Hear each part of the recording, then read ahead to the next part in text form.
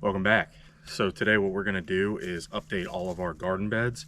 So we have 3 garden beds right now, and what we've done is we added another layer of 2x8, so 2" by 8" by 8 foot, cut them in half so you have 8x4 garden beds. So we've added another layer of wood to it to make them deeper.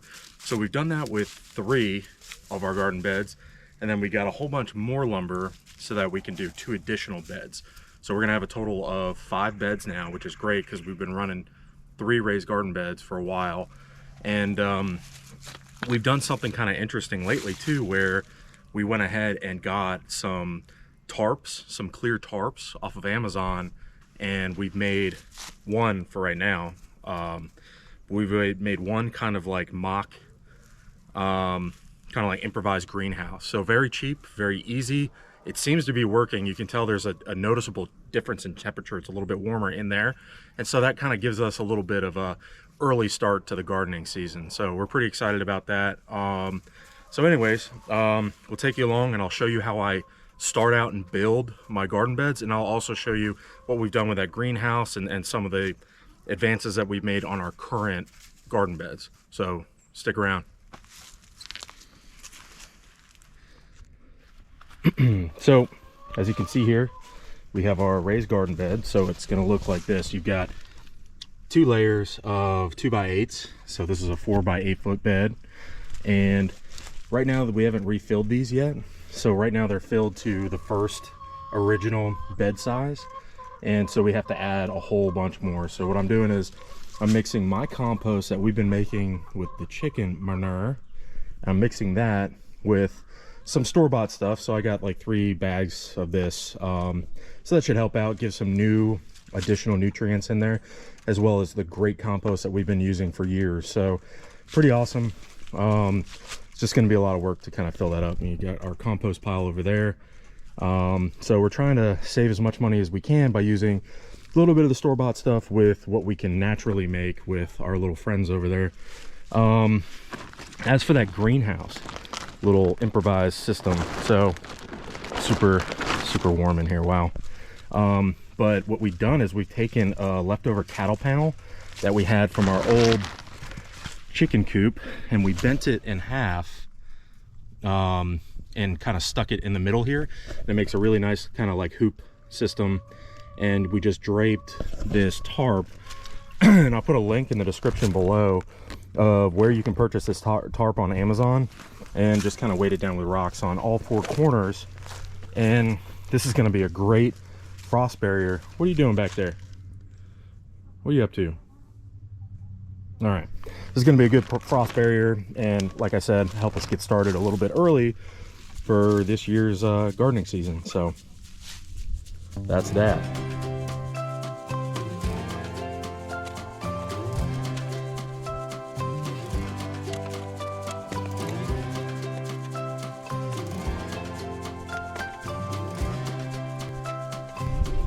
All right, so what I've done here is, since we're on a slope, I need to make the garden bed level. So what I did is I dug it out, and I'm gonna put all my boards back on and make the outline of the garden bed, screw it together, and then I'm gonna reinforce the bottom part here with rocks and dirt that I have laying around.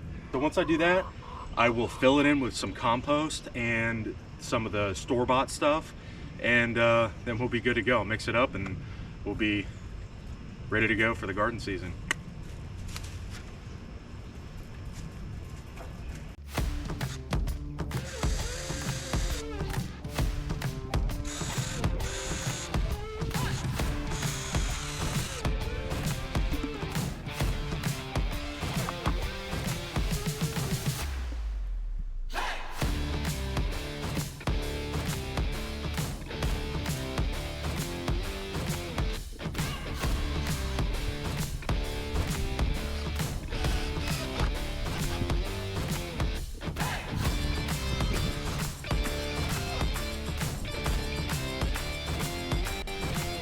So now that the base is done, which is nice and solid, what I'm gonna do is pack up the clay and the rocks together on this bottom side to kind of seal it down here, and then we'll go ahead and build that second story on this.